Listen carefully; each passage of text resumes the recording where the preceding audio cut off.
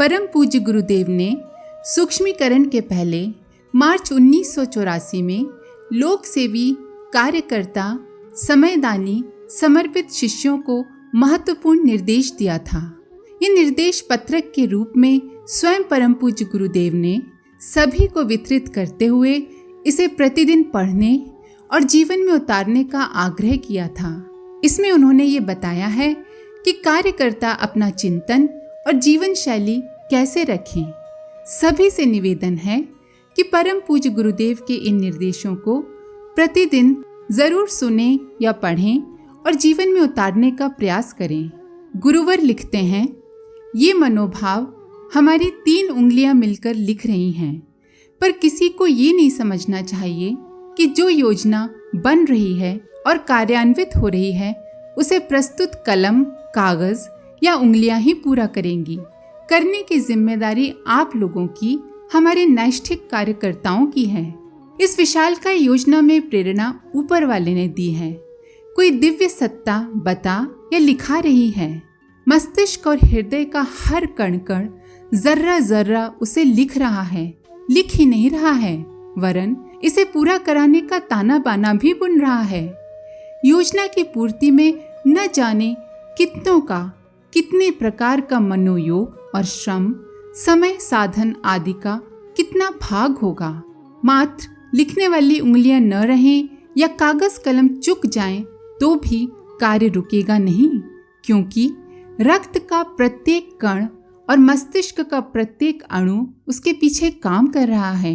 इतना ही नहीं, वह दैवीय सत्ता भी सतत सक्रिय है, जो आंखों से न तो देखी जा सकती है और न दिखाई जा सकती है। योजना बड़ी है, उतनी ही बड़ी जितना कि बड़ा उसका नाम है, युग परिवर्तन। इसके लिए अनेक वरिष्ठों का महान योगदान लगना है। उसका श्रेय संयोगवश किसी को भी क्यों न मिले। प्रस्तुत योजना को कई बार पढ़ें, इस दृष्टि से कि उसमें सबसे बड़ा योगदान उन्हीं का होगा जो इन दिनों हमारे कलेवर के अंग अवयव बनकर रह रहे हैं। आप सबकी समन्वित शक्ति का नाम ही वह व्यक्ति है जो इस वक्त इन पंक्तियों को लिख रहा है। कार्य कैसे पूरा होगा, इतने साधन कहाँ से आएंगे, इसकी चिंता आप न करें। जिसने करने के लिए कहा है वही उसके साधन भी जुटाएगा। आप तो सिर्फ एक बात सोचें कि अधिकाधिक श्रम व समर्पण करने में एक दूसरे में कौन अग्रणी रहा। साधन, योग्यता, शिक्षा आदि की दृष्टि से हनुमान उस समुदाय में अकिंचन थे। उनका भूतकाल भगोड़े सुग्रीव की नौकरी करने में बीता था, पर जब महती शक्ति के साथ, सच्चे मन और पूर्ण समर्पण के साथ लग गए तो लंका दहन, समुद्र छलांगने और पर्वत उखाड़ने का, राम लक्ष्मण को कंधे पर बिठाए फिरने का श्रेय उन्हें ही मिला। आप लोगों में से प्रत्येक से एक ही आशा और अपेक्षा है कि कोई भी परिजन हनुमान से कम स्तर का न हो। अपने कर्तव्य में कोई भी अभिन्न सहचर पीछे न रहे। काम क्या करना पड़ेगा, ये निर्देश और परामर्श आप लोगों को समय समय पर मिलता रहेगा। काम बदलते भी रहेंगे और बनते बिगड़ते भी रहेंगे।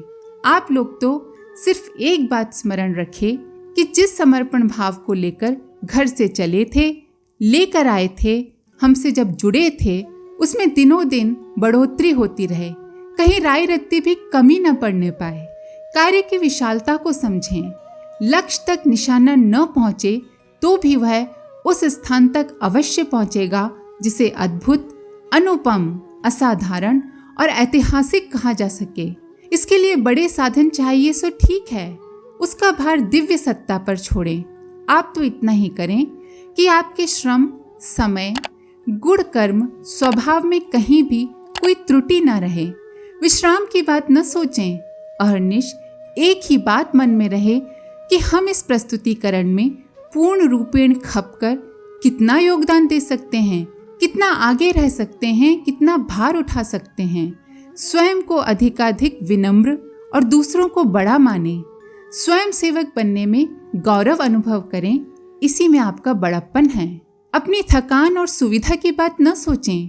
जो कर गुजरे उसका अहंकार न करें, वरन इतना ही सोचें कि हमारा चिंतन, मनोयोग एवं श्रम कितनी अधिक ऊंची भूमिका निभा सका, कितनी बड़ी छलांग लगा सका।